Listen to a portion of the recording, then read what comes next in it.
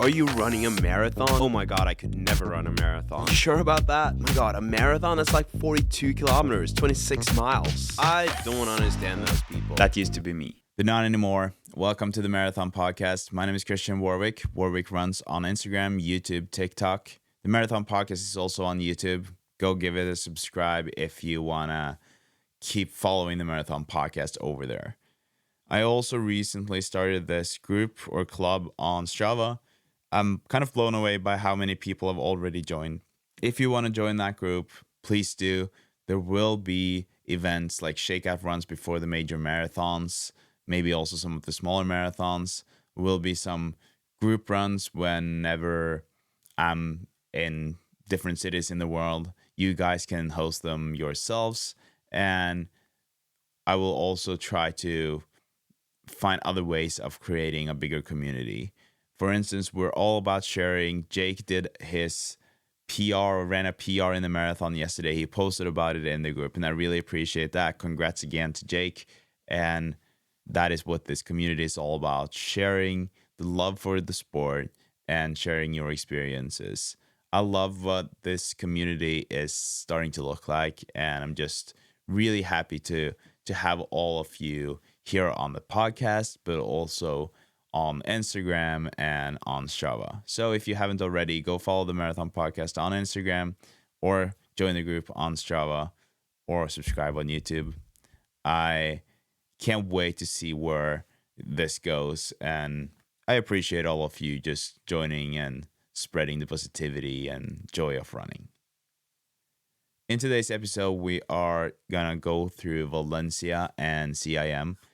I feel like it's kind of mandatory for me to go through these bigger marathons. I'm not sure if this is the kind of thing you want to hear from me, but it's called the Marathon Podcast, and who am I? Like, what is this podcast if I'm not doing smaller recaps of these? But please let me know down below if this is something that I should continue doing. I'm kind of outside of my comfort zone here. I feel like my strengths are to do these interviews, not having these monologues. So I'm going to try my best. I want you to bear with me in terms of the names. I'm going to struggle to pronounce a lot of these names.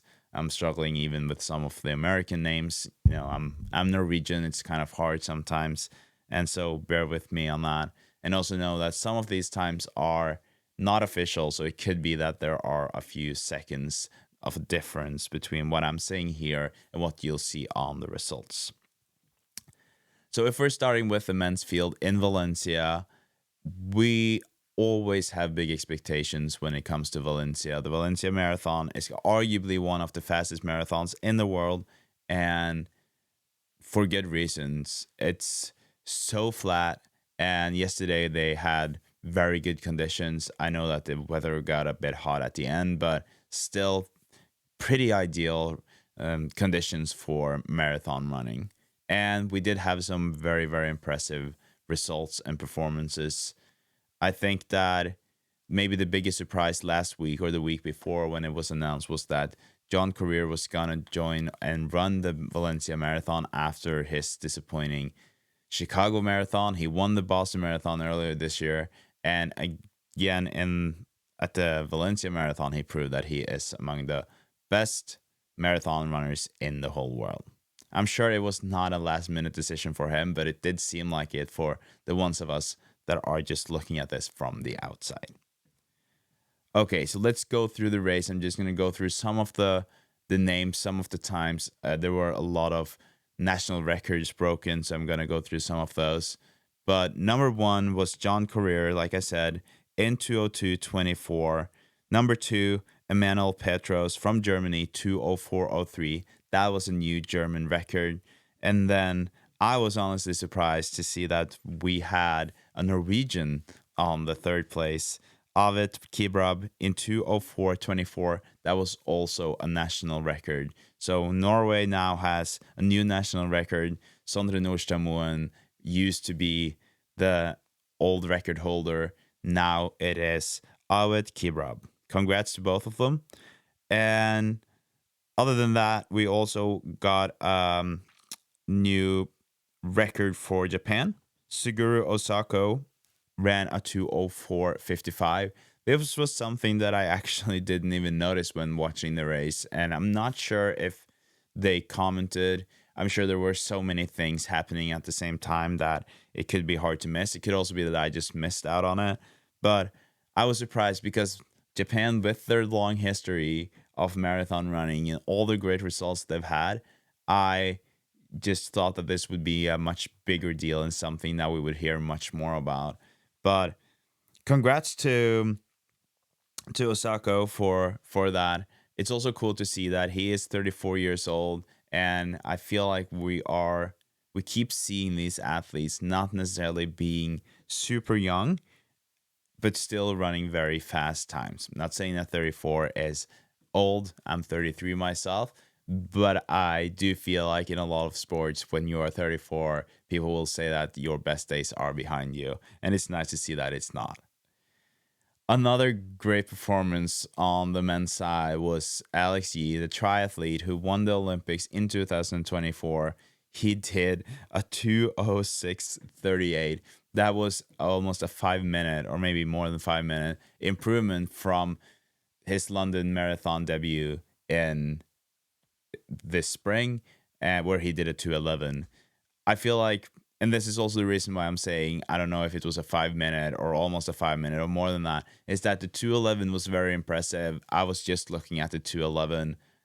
I didn't even think about the seconds on that one because it was a great first marathon, but now he's among the best marathon runners in the world. This is the second ever, or a second time ever, by a British runner. I'm so impressed, and I'm sure that this will just leave Alex with a lot of questions. A lot of questions on does he or will he do now? Will he continue his marathon journey? No, sorry, his triathlon journey. Will he focus more on the marathon going forward? I heard something about him saying that he was going to give the marathon one last go, but I guess like with a 2:06:38, it's hard to not think about where he can get if he really, really starts training for this also in the future. I know that he's been prioritizing running much more these last months, and triathlon has not been his priority in the same way, but it still hasn't been that long. And I'm just so impressed. I was really excited and curious to see what he could do. I know that some people, or there were some articles about whether or not he could win the Valencia Marathon. I didn't really believe that that was possible, but 2:06:38, just an incredible time. The women's field of Valencia was a strong one. The winning time was 2:14:00. That was by Jocelyn Jepkoski. And for a very long time, there was definitely a fight between her and Jepkirkir, Paris Jepkirkir, from both of them from Kenya. And there was a beautiful moment out there. I think it was Jepkoski who was giving her bottle to Jepkirkir. And what I think was great about that is that it really shows that although they were fighting to get the win, they were running against each other. They didn't want the other one to win. When one of them missed out on a bottle, the other one gave her part, like the rest of her bottle, so that she got to drink some water or whatever they were drinking. But it's such a beautiful moment, something that is like we see all these results, we see the times, and that is impressive. And then we see these human, like the, the humanity of it all. And that's at least something that I appreciate. And I feel like that is something that we see and hear a lot about running in general, that it's such a nice community. And it's also nice to see that that is a part of the pros field as well. Anyways, they were running. It was a pretty tight race between them until I'm not sure how long it was left. But at some point at the end, Jepkirkir just had to let go, and she ran a 2:14:43, so ending up 43 seconds behind Jepkoski. Just really high level running, really, really impressive. And it's incredible to see these women running as fast as they do these days. And at least to me, it's kind of crazy to even think about or start reflecting on how fast that actually is. There were also several national records by or in the women's field. It could be that I'm missing out on some of these national records, but these were the ones that I found when I was trying to look at it. Chloe Herbiet. I have no idea how you pronounce that name. Sorry. From Belgium, she beat a long-standing national record, 2:20:38. Impressive running. And then Alisa Vanio from Finland, 2:20:48. And then this one I'm very happy to share, and that is that Jessica Stenson from Australia, who's been on the podcast, new Australian record in 2:21:24. Could be that one is 2:21:25, but a new Australian record. So happy for her. She's such a great person, and I wish nothing but the best for her. So that was also fun to see. I also want to mention Emma Bates, who did a great marathon for the US. It's cool to see the level the women in this pro field are at. And there are a few of these people that I'm talking about that I've really been wanting to have on the podcast. And that's why I'm mentioning Emma Bates, because she is really someone that I want to have on the Marathon podcast. Same with Alex Yee. Alex Yee is probably on the top of my list right now. So if you know Alex Yee, if you have any contacts, please connect us so we can have him on the podcast. I would love to chat with him about his running and everything that he does, especially because I feel like that is the things that he's been doing throughout his career is kind of like, as at least if you look at it from a runner's perspective, a lot of cross training, and that is a very interesting topic and something that it's a very hot topic these days. So that was the Valencia Marathon. I think that we covered the most important parts of that. Really impressive times. I'm sad that I missed out on it myself, but there was no way that I could go after all those weeks off. Hopefully I can go next year. One person that I haven't mentioned yet that is really important to mention actually is Stephen McAuley. He's sponsored by the Marathon Podcast. He's been on the pod 2 times.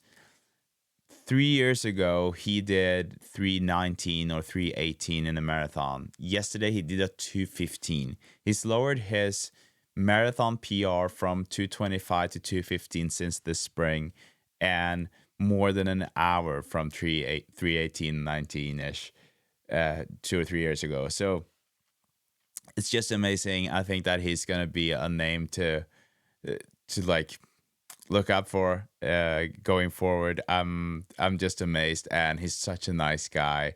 You know, like texting him after congratulating him, replying immediately, and just being so grateful. And you can see it in his comments as well. When people are commenting, he's replying immediately and just thanking people. I'm so happy for Steven, and I'm so excited to see where he'll end up in the future. This weekend, we also had the CIM, which served as the US Championships, and we had some fast times there. I Before we go into CIM and the results, it's important to kind of just note that this is a net downhill race. It's known to be very fast, but it is a Boston qualifier race, so that means that it's not more net than downhill than the qualifying rules of Boston Marathon. What was very cool about this one is that there were more than 50 Olympic or OTQ qualifiers after this race for each gender. So the field was super strong. Remember that the OTQ standards are now so difficult and so hard to get in that having more than 50 for women and men is just amazing. So I'm going to go through these results, and I'm probably going to be even more excited when I tell you about the second place for the men, but we're going to get to that. Number 1, Futsum Siena Salasi in 2:09:29. He is a previous winner. He won in 2022. And I think there was quite a fight between him and number two. And you might remember him. He was on the podcast a few weeks ago. Joey Whelan. He ran a 2:09:41. And when I was chatting with him a few weeks ago, his PR was 2:12. He's been doing several marathons this year, so this was his sixth marathon. And with his 2:12 marathon, he said that he really wanted to do a sub 2:10 marathon because he wants to get into London Marathon. And this is kind of just, I was chatting with him yesterday and he said, I don't know who to contact to get into London Marathon. I'm sure he's good enough for the elite field of the London Marathon right now. So if there are anyone out there with contacts with the London Marathon, maybe you are the elite coordinator of the London Marathon, please reach out to Joseph Whelan because he wants to run London Marathon, and I'm sure that he will be noticed now after his second place in the US Championships and CIM. So 2:09:41 for Joey. Number 3 was Christian Allen, 2:09:57. Also a personal best. And I also want to just mention, because we had Jacob Thompson on the podcast a few months back. He ran a new PR, 6th place, 2:10:54. Really, really high level. As I said, there were more than 50 people qualifying for the OTQ, which means that there were more than 50 runners on the men's side running sub 2:16. I think that this says a lot about the level of US marathoning these days. And what is also, like, I guess, like, very upsetting for some of them is that there were a lot of runners at like running 2:16, just above 2:16. 2:16:08, I think, was the fastest time that was not a sub 2:16. I hope that these guys will get their OTQ times next year, but it must suck right now being so close. In the first place, among the women, we had Molly Bourne. It was her first marathon. She ran a 2:24:09. She's 26 years old, and apparently there was some drama, at just before the finish line where she collapsed or something, but she got herself up and she finished. But her first marathon, winning the US Championships in 2:24:09, that's just incredible.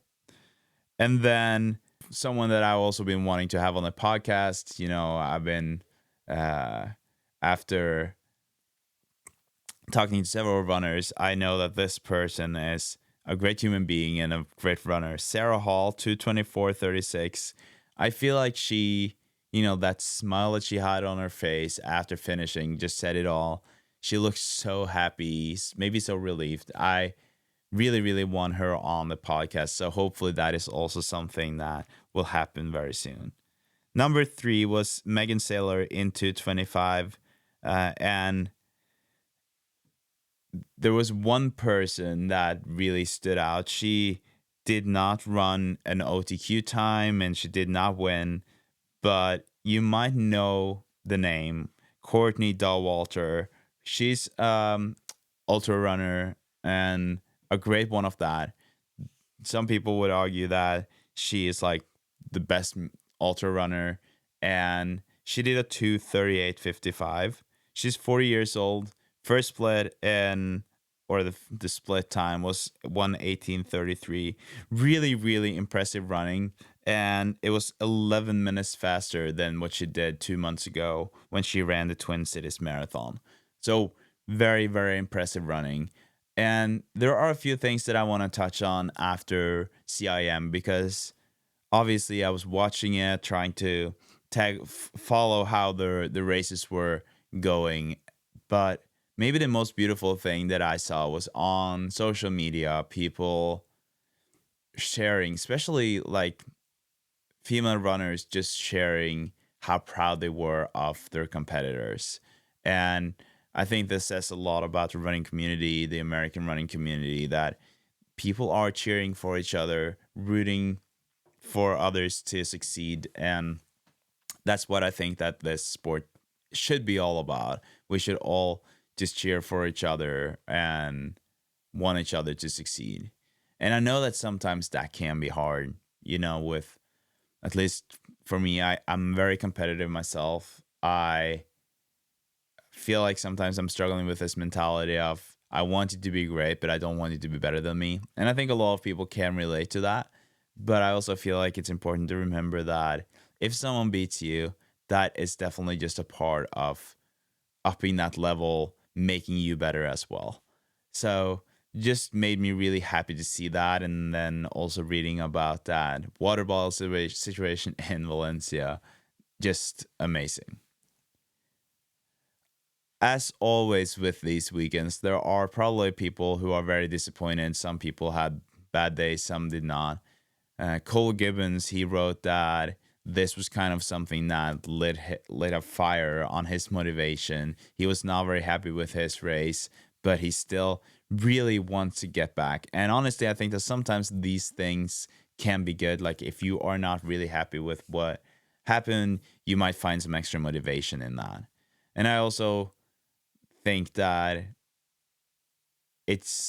there will come a time for all of us where the marathon distance will treat us in a different way than it has. Like I've had good experiences with marathon distance so far. I've kind of surprised myself in a good way. I know that one day I'm not going to have that feeling, and you never know when that is. So yeah, it's a fun game. I'm excited to keep following this. Also curious to hear what you think about this episode. It's much shorter. It's just a quick recap if you didn't hear what happened or didn't follow along the bigger marathons this weekend.